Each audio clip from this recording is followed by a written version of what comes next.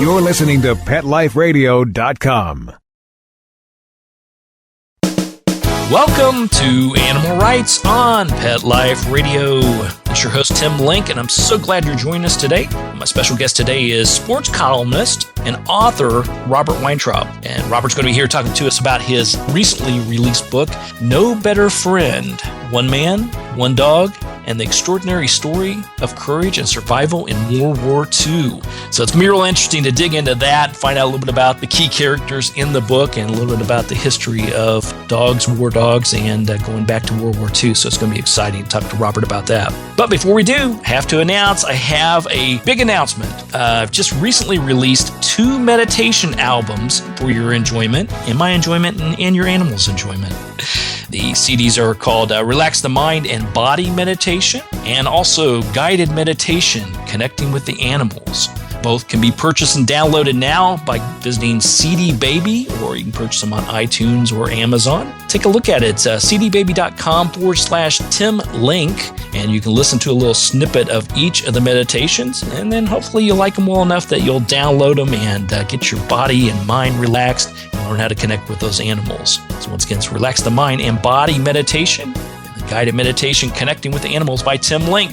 Check it out today. Let me know what you think. I hope you enjoy it. We're going to come back right after these commercial breaks with author Robert Weintraub. Talk to him about his book, No Better Friend. Everybody hang tight. You're listening to The Animal Rights Show on Pet Life Radio. Sit. Stay. We'll be right back after a short pause. Well, 4 to be exact. Listen, cat people, it's just litter. Until you realize those big boxes mean big smells, big messes, and big money. Switch to World's Best Cat Litter, the only litter with concentrated power. It guarantees less smells, less work, all with less litter. Try the small bag that lasts one cat 30 days and you'll realize it's just litter, unless it's World's Best Cat Litter. Find it at Target, Walmart, and at your local grocery and pet stores. Amazing Pet Expos is coming to a city near you. Admission is always free, and your pet is welcome. Shopping, adoptions, free nail trims, discounted shots and microchipping, agility, a pet costume contest, and much more. Plus, meet the guys from Animal Planet's hit TV series Tank and Pit Boss. Online at AmazingPetExpos.com. Bring your pets to the Pet Expo.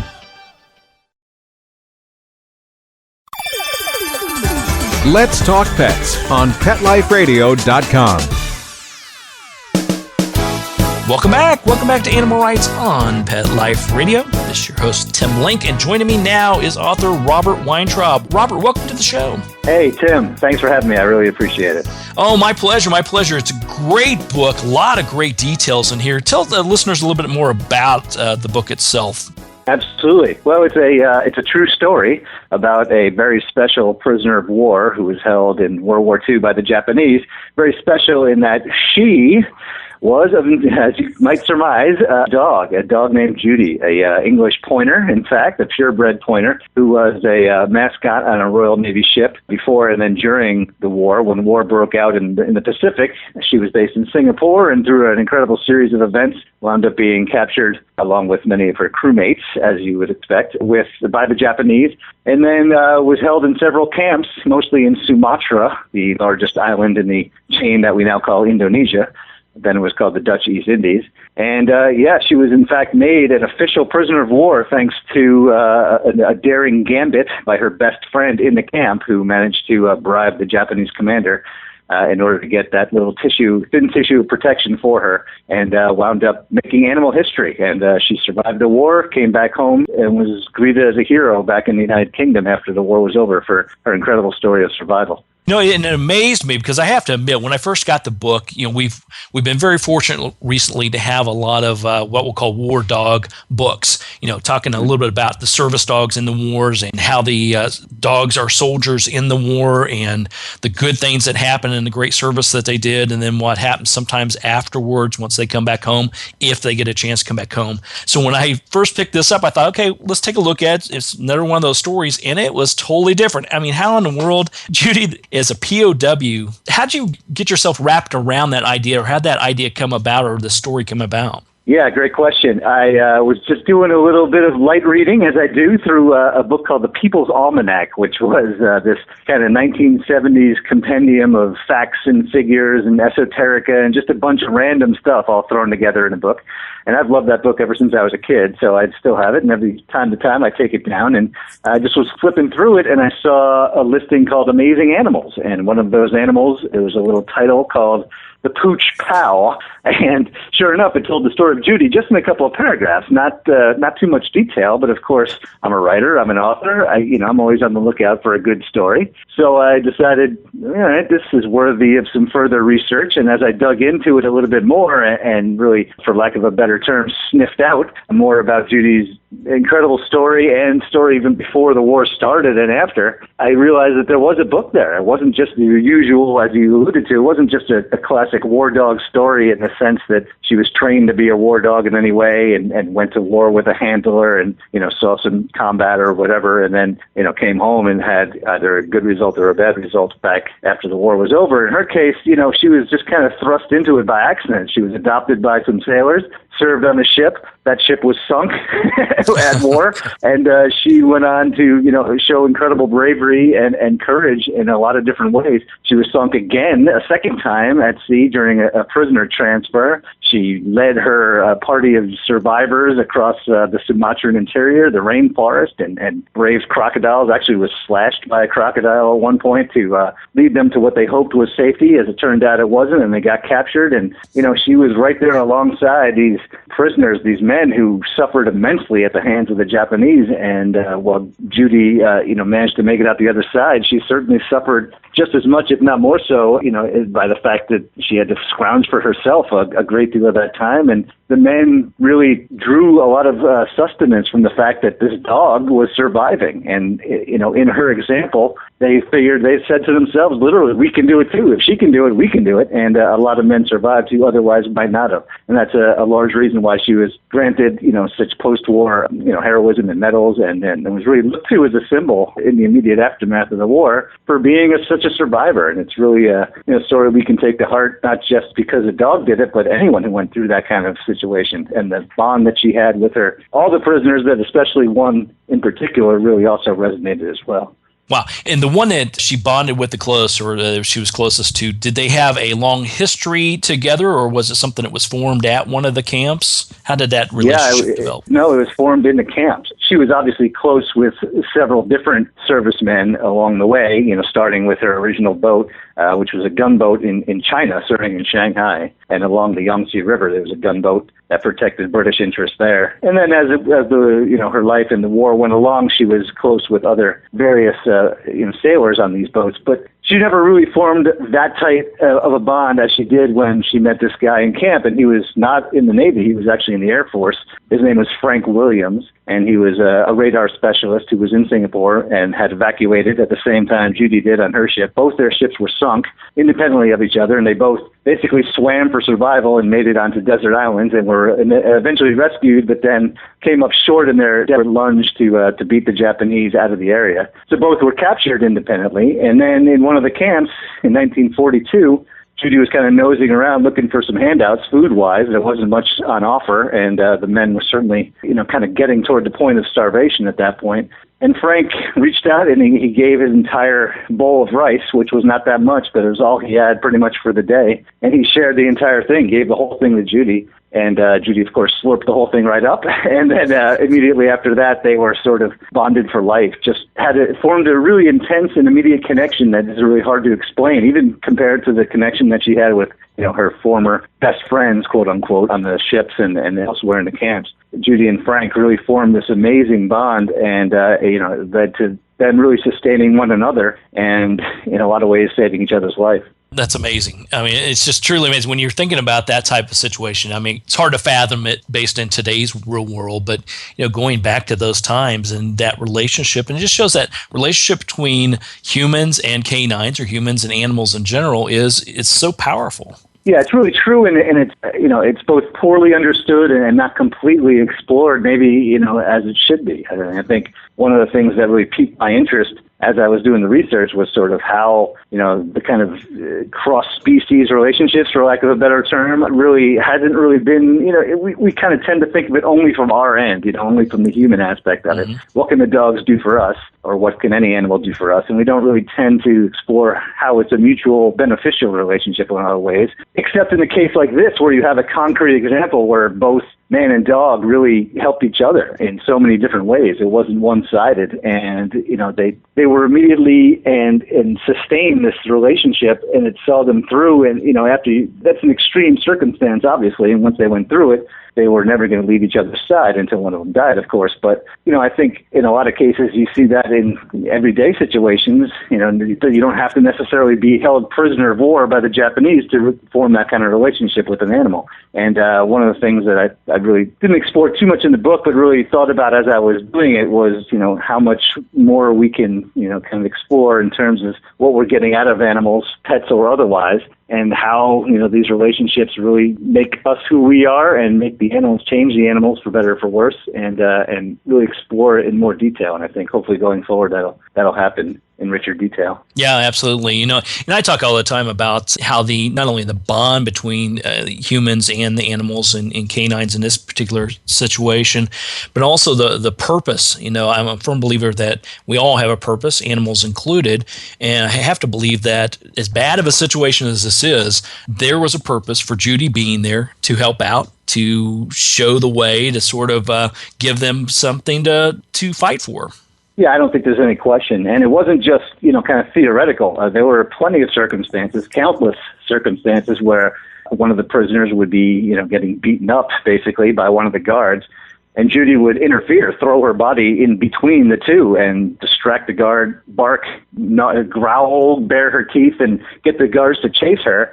She would then disappear back into the jungle, and by the time the guards realized what had happened, they'd kind of forgotten all about beating up the original prisoner. And so many prisoners were spared in that way that, it wasn't just like, as I alluded to earlier, hey, this dog is a great survivor, she's really helping, what an example she's setting. Judy was also setting an example just purely physically by actually stepping in between the guards with their rifles and the helpless prisoners. So she was doing it on a purely physical basis as well. And obviously that rose her status immensely in all of their eyes. And, there were various other times when Judy performed what you can only call heroics. I mean, it was an amazing circumstance, and, the fact that she managed to get away with it all and be liberated and come out the other end really completes the story and made it really, really special. And so I was honored to tell it. Absolutely.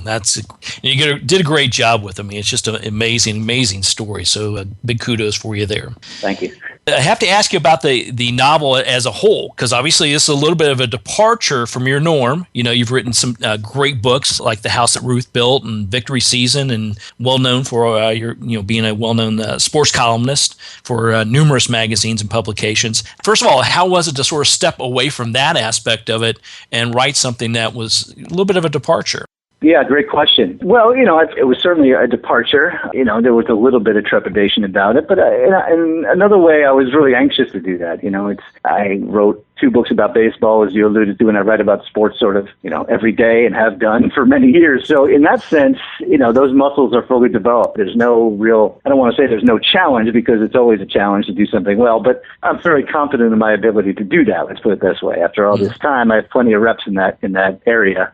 But this was something completely different, and it was a challenge, and it was something, I felt fairly confident about my ability to do it, but I wasn't 100% sure, and I didn't know, sort of how deep down the well I was going to have to go in terms of research and in terms of writing about areas of, I consider myself a fairly knowledgeable World War II historian, but I'm not an expert by any stretch, so there was going to be, that learning curve as well. It was something that I wanted to take on because of those reasons, as much as it was obviously a great story, and I didn't want to let the story go. I felt compelled to write about it, but I also wanted to challenge and to step away from my norm and to do something a little bit different. And I think that that's important in any profession, and certainly in writing, because you can get staid and kind of lapse into a comfort zone very easily, and before you know it, you kind of lost your mojo, if you will. So it was important for me to be able to do something outside the realm. And, my previous book, which was The Victory Season, as you mentioned, was about baseball, but it was also about baseball during and immediately after World War II. So there was a certain natural, kind of left turn. I just stepped away from the baseball part of it and embraced the World War II aspect of it and added, an animal story into it. So we'll see what happens next, but it wasn't as radical a departure as it might have been otherwise. But it certainly was a challenge, and one I think that I was very glad to have the opportunities to do, no question about that. Yeah, absolutely.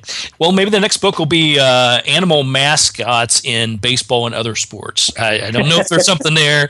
If you do write about it, I'll expect my royalty check in the mail. Yes, you'll get a cut. Let me jot that down. Hang on a second. Okay, good. Yeah, all right. Good. Yeah. The check is already in the mail for you. You know that. Yeah, put it in the file with other bad ideas people have presented to me. Well, listen, we're going to take a quick commercial break. We'll come back and continue our conversation with Robert Weintraub, talk to him a little bit more about his book, and I also want to talk to him about his writing styles and comparisons and, what it's like to be a writer on a daily basis. So everybody just hang tight. You're listening to the Animal Rights Show on Pet Life Radio.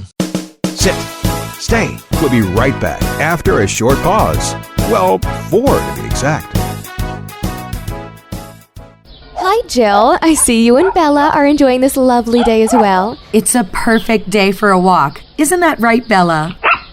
And what a colorful ID tag you have, Bella. It certainly puts my Rusty's boring engraved tag to shame.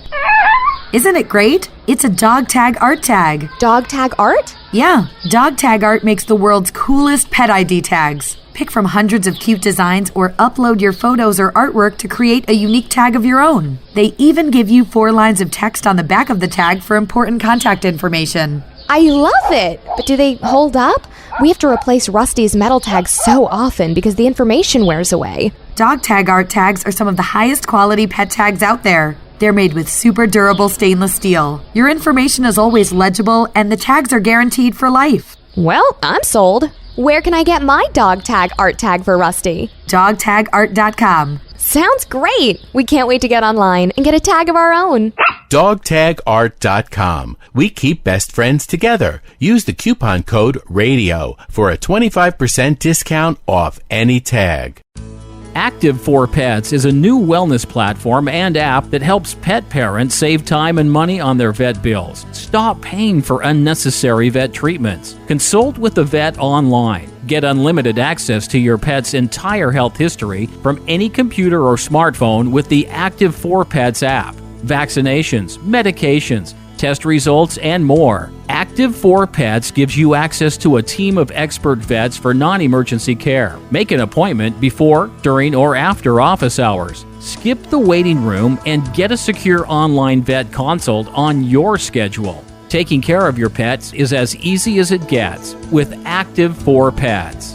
Ready to try Active for Pets? Listeners get 40% off a 1-year membership. To get this great offer, use promo code PETLIFE on the sign-up page of active4pets.com. That's ACTIV, the number 4, PETS.com. Or call 888-512-2848. Let's talk pets Let's talk pets on Pet Life Radio. Pet Life Radio. PetLifeRadio.com. Welcome back to Animal Rights on Pet Life Radio. Hey, another quick promotional plug for yours truly. My upcoming book, Talking with Dogs and Cats, Join the Conversation to Improve Behavior and Bond with Your Animals, is now available for pre-order. You can go to Amazon, Barnes & Noble, IndieBound Books, Books A Million, and other fine retailers and order a copy today. It will be in all major bookstores starting June 2nd, so it's right around the corner. We're really excited about that. You can find out more about me, the workshops, appearances, events, everything going on by going to talkingwithdogsandcats.com. It's talkingwithdogsandcats.com, and you can find out about the book. So we're real excited about that. I'm real excited about that. Hopefully you are too. So everybody check out Talking with Dogs and Cats by yours truly, Tim Link. Hey, we're here with author Robert Weintraub, talking to him about his book, No Better Friend, One Man, One Dog, and Their Extraordinary Story of Courage and Survival in World War II. Now, Robert, I want to talk to you a little bit about your writing process, styles, habits. I always like to know, do you have typically when you're writing, whether it's an article or writing a novel or a book like this, a historical book,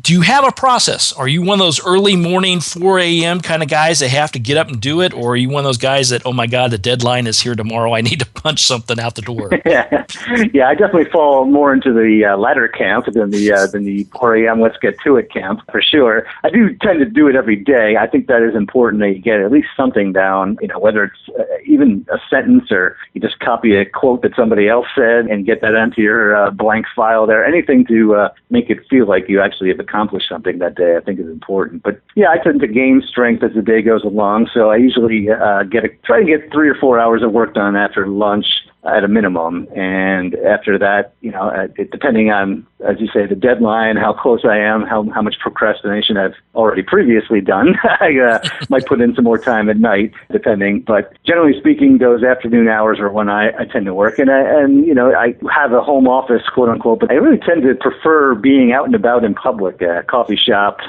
someplace, even if it's just like a park, so any kind of setting where there's other people and some ambient noise around and, maybe the occasional face to stare off at and kind of contemplate and, not just be in your own little world all the time. I think that's kind of self-defeating after a while, and it helps to get I come from a television background, and I worked in sports television for many years. And it's a very collaborative process, obviously, and you're obviously out at events and you're interacting at all times with other people, and it's definitely different from writing, and I understood that getting into it when I started to write more of a full-time job. But I try and get as much of my former life in terms of, just being around other people as much as possible as I can, just because I'm used to it and it helps me. It might not be for everybody. Plenty of people I know demand, perfect silence and they draw the window shades and they retreat into their own world. And that's great if it works for you. But for me, it doesn't at all. I'm kind of the opposite. I'm happy to write in the middle of Yankee Stadium if it works out, and if I can get an internet connection in there. And that's really how I go. So I'm sort of the opposite of the cliched up first thing in the morning and retreat into the dark cavern to write guy. I'm the put it off as long as possible and do it in public if I possibly can guy. There you go. But I think it's really interesting to hear you say it's important to do something every day, write something every day, and yeah. I think it's important. I mean, whether you have an article or a book or something that's due or not, it's important to be able to keep those writing muscles and ideas flowing, I think. Yeah, and it keeps just sort of what I call the tyranny of the blank page, kind of out of your psyche. It's very easy, as anyone knows who's tried to write, it's very easy to get distracted or to just kind of let the amount of pages you have ahead of you to kind of overwhelm you. And the best kind of defense against that is to break your project, whatever it is. If it's a book, I tend to break it down into just this chapter or just this little section or even just this paragraph sometimes, and work on that and get that to a pretty good state. And then I feel, all right, I've accomplished something. There's a sense of completion there, and I don't have to think about the other 350 pages I have yet to do, or even if it's just 5 more pages I have to do. That sort of is put into the back burners of your mind, and you have much more of a sense that I'm going pretty well here. I'm achieving something. This is good. Now I just have to repeat that, and before you know it, you'll have an article or a book, or even just a short column. And like I say, that definitely is how I approach it, and it's worked for me so far. It might not work for everybody, but I do think that getting something down and just having it in front of you and having some thoughts and some words on the paper, and then you can go from there, that's really important. And if you can do that every day, that'll really help you in the big picture. Yeah. Now, this book, obviously, there are a ton of research that I imagine went into it, and it's quite a hefty piece of reading, so there's a lot of good stuff in there. What about the timing for it? How long did it take you to do the research and put the old pen to paper and get it all ready to go before even the publishers get a hold of it to edit and do all their wonderful magic? Right. Yeah. Well, as I always say, you don't really finish a book; they just kind of take it away from you and tell you you're finished. So it could have gone on for much longer, but at a certain point you just got to release it and let the public have their say. But the total elapsed time, I suppose, was from the time I first read about Judy to the time that the book came out was about 20 months, so a little bit short of 2 years. in that time, as you say, there was obviously quite a bit of research. I went to London and to all over England, really, all over the United Kingdom for various reasons to do research, because obviously so much of this happened involving British sailors and soldiers and airmen. So there was a critical element there to try and fill in gaps, and I hired a researcher who helped me as well to, just kind of go through the thousands and thousands of documents that are available to kind of pick out the ones that were really important. And then, of course, the writing, generally speaking, I prefer to get as much research done ahead of time and then use that to write and kind of go on a big writing spree. In this case, because there was so much research involved and it was kind of as I went, there was a lot of it, I couldn't get it all done ahead of time. So I was writing and researching sort of, at the same time contemporaneously. And that was a different approach for me and a bit of a challenge, as it turned out, but not a crushing one. And every time I thought I had a handle on the material, there would be some other document or some other fact or some other avenue of research that I could go down. And that's great, and that's what you really want. You'd rather have too much story rather than not enough story, obviously. Mm-hmm. But at the same time, it also came to a point, and I had to turn it in. I had a deadline, and my editors got a hold of it. And after that, it's sort of, you're just triaging until the day they say no more, and it's a book now. Long story short, it was a lot of research, as you say, and a good deal of writing as I was doing it. Absolutely. A lot of research and a lot of time in pubs. So that works out well. I think it's the story to great success. That's right. You can't complain about that combination, no doubt about it. No, I hate that when they make me go into the pubs and talk to people. Yeah. I just hate that. Well, Robert, once everybody picks up a copy of No Better Friend, what would you hope after they read the book that they walk away with? What would be one or two things that you think, wow, they got this out of the book, then I've done my job? Yeah, good question. I think first and foremost is just how amazing a bond is possible between a man and a dog, and it doesn't necessarily, or a man and any animal really, or a woman and an animal.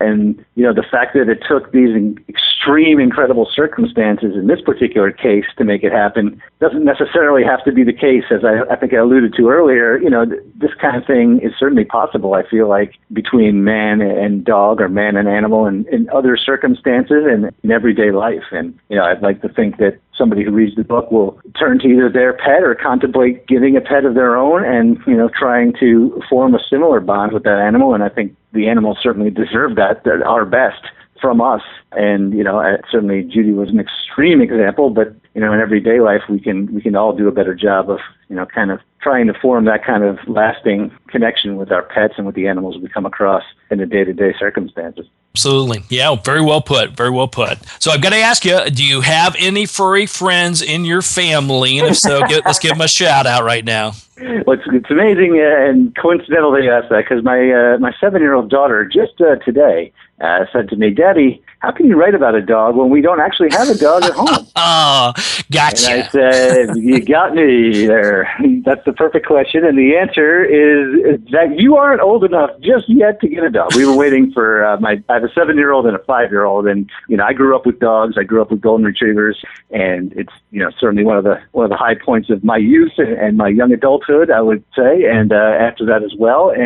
But I didn't get my first dog until I was, I think, 10 or 11. So we're waiting till our kids are just a little bit older and more responsible, so it doesn't fall all upon Daddy, and they are of more physical stature to be able to handle a dog rather than be afraid of it at the same time that they have it in their own home. So we're just going to wait a little bit, and I think a dog is on its way, but don't tell my daughter that if you're listening out there.